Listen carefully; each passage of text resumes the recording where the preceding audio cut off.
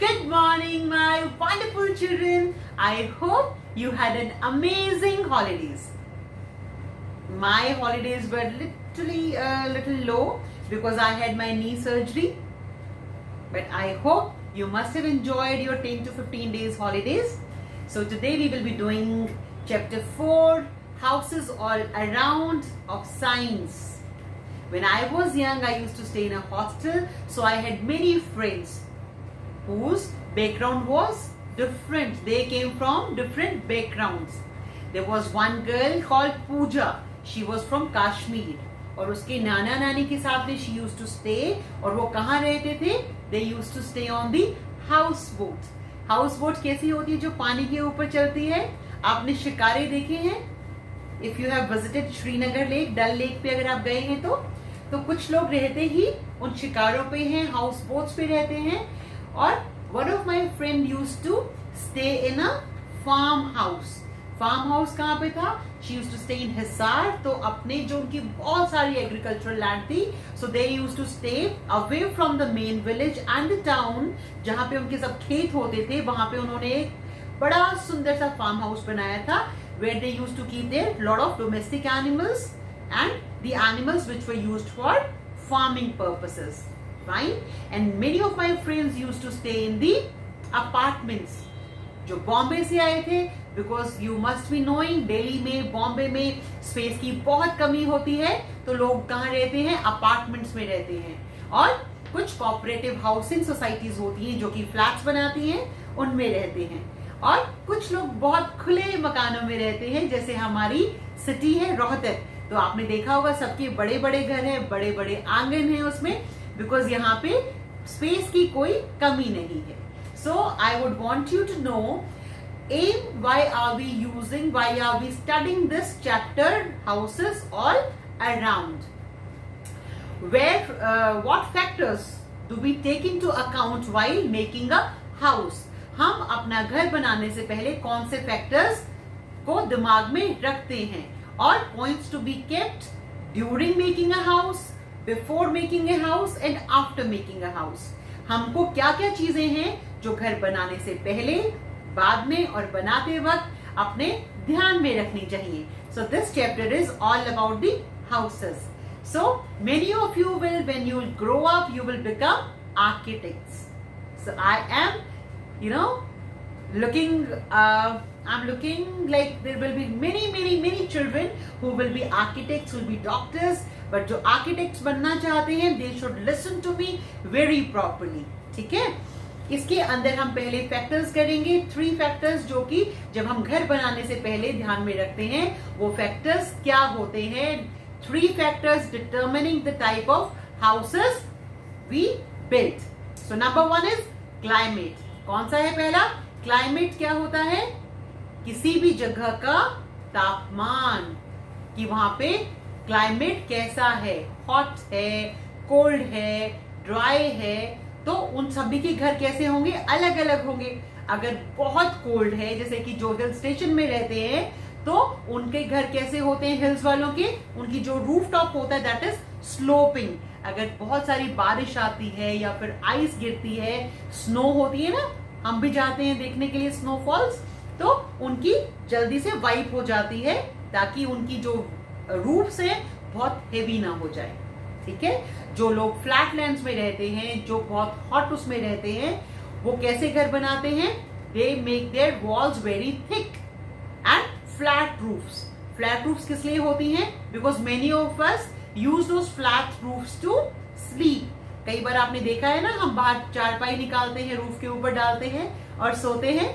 So that is why we have flat roofs. और जो बहुत मोटी दीवारें होती हैं, बहुत थिक वॉल्स होती हैं, तो वो क्या करती हैं? गर्मी को दूर रखती हैं और घर को ठंडा रखने में हेल्पफुल होती हैं. ठीक है? और कुछ प्लेसेस ऐसी होती है जहां पे बहुत सारी रेन्स होती हैं, बहुत सारा पानी होता है, बरसात होती है, तो वहां पे क्या होता है? ह्यूमिड हो जाता है एनवायरमेंट, हॉट हो जाता है और डैम्प हो जाता है, गीला गीला. तो वो लोग कहाँ पे रहते हैं? स्टिल्ट्स पे रहते हैं. What are stilts? ये होती हैं जब हम ग्राउंड लेवल से थोड़ा सा ऊपर अपना घर बनाते हैं. जो रोहतक में है तो आपने काफी सारे मॉल्स देखे होंगे जहां पे हम कहते हैं स्ट्रीट पार्किंग। तो क्या होती है स्ट्रीट पार्किंग? जब हम अपने ग्राउंड से थोड़ा सा नीचे एक अपना स्टोरी बनाते हैं और उसमें पार्किंग के लिए यूज करते हैं, बट वो एक नॉर्मल पूरी स्टोरी जितनी हाइट की नहीं होती है। तो उसी टाइप से जहां पे बहुत ज्यादा बारिश होती है तो वहां पे होते हैं स्टिल्ट हाउसेस, ग्राउंड लेवल से ऊंचे उठाए हुए हाउसेस। उससे हमें क्या क्या उससे हमें हेल्प होती है? जो मस्कीटोज होते हैं, फ्लाइज होते हैं, या फिर कुछ एनिमल्स होते हैं, रेप्टाइल्स वगैरह, वो अपने घर तक नहीं पहुंच पाते हैं और पानी का लेवल उसके नीचे रह जाता है। ठीक है। और सेकंड फैक्टर अब हम करेंगे discuss, that is building material.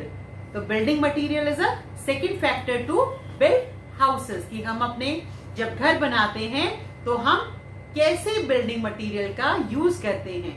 हमको अगर ठंडा घर रखना है तो हम ब्रिक्स और स्टोन का घर बनाते हैं। ठीक है। और जब हिल स्टेशंस होते हैं यूजुअली वहां पे बैम्बू और किसके बनते हैं? वुड के हाउसेस बनते हैं। आप शिमला गए होगे, सोलन गए होगे, रास्ते में हम बहुत सारे घर भी देखते हैं। ठीक है। और जहां पे बहुत सारे अर्थक्वेक आते हैं वहां पे घर किस चीज के बनते हैं? वुड के बनते हैं। और आपने अगर नोटिस किया हो, अगर आपने न्यूज पढ़े हो, तो जापान में आपने सुना है बहुत ज्यादा अर्थक्वेक्स आते हैं। तो जापान में सारे ही घर किस चीज से बने हैं? वुड से बने हैं, ताकि कभी अर्थक्वेक आता भी है तो हमारी प्रॉपर्टी बहुत ज्यादा डैमेज नहीं होती है। ठीक है। फिर होते हैं बेटा कच्चा हाउसेस। कच्चा हाउसेस किस चीज से बनते हैं? मड से बनते हैं, बैम्बू से बनते हैं, पाम से बनते हैं, और जिसे क्या बनते हैं? चीप हट्स बन जाती हैं। ठीक है। उनको हम क्या बोलते हैं? कच्चा हाउसेस। और कुछ आपने घर देखे होंगे ईग्लू, जिसमें एस्कीमोज रहते हैं, बट वो परमानेंट हाउसेस नहीं होते हैं। इग्लूज क्यों बनाते हैं Eskimos? Because when they are going on their hunting expedition, तो वो टेम्परेरी होम्स बनाते हैं, because it does not take much money to make it. ठीक है। तो वो हंटिंग होम्स यूजुअली होते हैं। और तीसरा फैक्टर क्या है जो हम यूज करते हैं? बजट क्या है। ठीक है। अगर हमको अपना बजट देखना होता है घर बनाने से पहले, ठीक है, अगर हमारे पास बहुत सारे पैसे हैं तो हम कैसा घर बनाएंगे? बड़ा सारा घर बनाएंगे, उसमें अच्छी अच्छी चीजें लगाएंगे। ठीक है।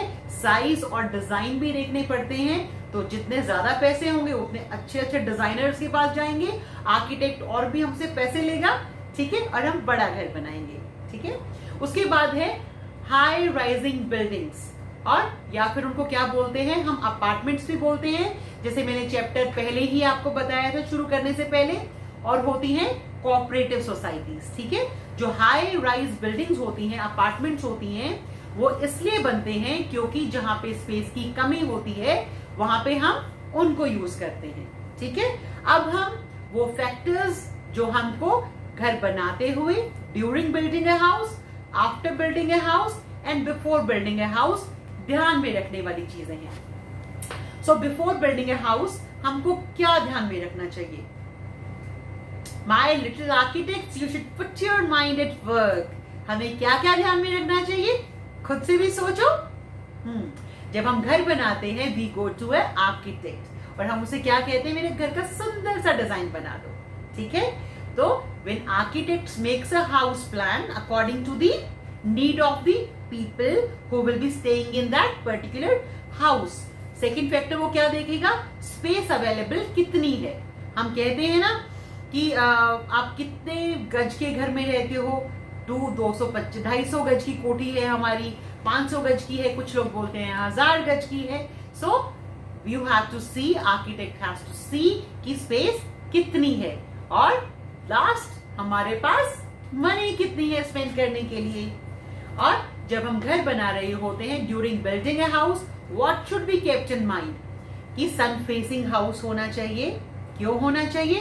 बिकॉज जितनी सनलाइट अंदर आती है उतना हमारी हेल्थ के लिए भी अच्छा है। कोने कोने में जब सनलाइट जाएगी तो क्या होगा? डिसइंफेक्टेड रहता है घर, राइट? जैसे हमारा स्कूल है, हमारे स्कूल के रूम्स हैं, क्लासरूम्स, आपने देखा होगा बड़ी बड़ी हमने विंडोज बनाई हैं, और जो डोर्स बनाए हैं उसमें भी क्या है? ग्लासेस लगे हुए हैं। तो जहां पे सनलाइट पहुंचती है वहां पे इन्फेक्शन पास नहीं आती है. So we have to keep this thing in mind. Wall of the house should be very very strong.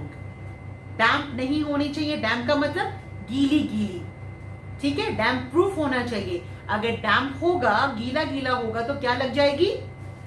बताओ क्या लग जाएगी? दीमक लग जाएगी, ठीक है. वॉल प्लास्टर्ड प्रॉपर्ली होनी चाहिए. अगर डैम्प रहेगा तो वॉल प्लास्टर अच्छे से नहीं रहेंगी और उनके अंदर नमी आके थोड़ा सा क्या हो जाएगा, वो उतरने लग जाएगा. और हमारे घर में बहुत सारे इंसेक्ट्स भी आ सकते हैं. हमारा घर इंसेक्ट प्रूफ नहीं रहेगा, क्लीन नहीं लगेगा हमको.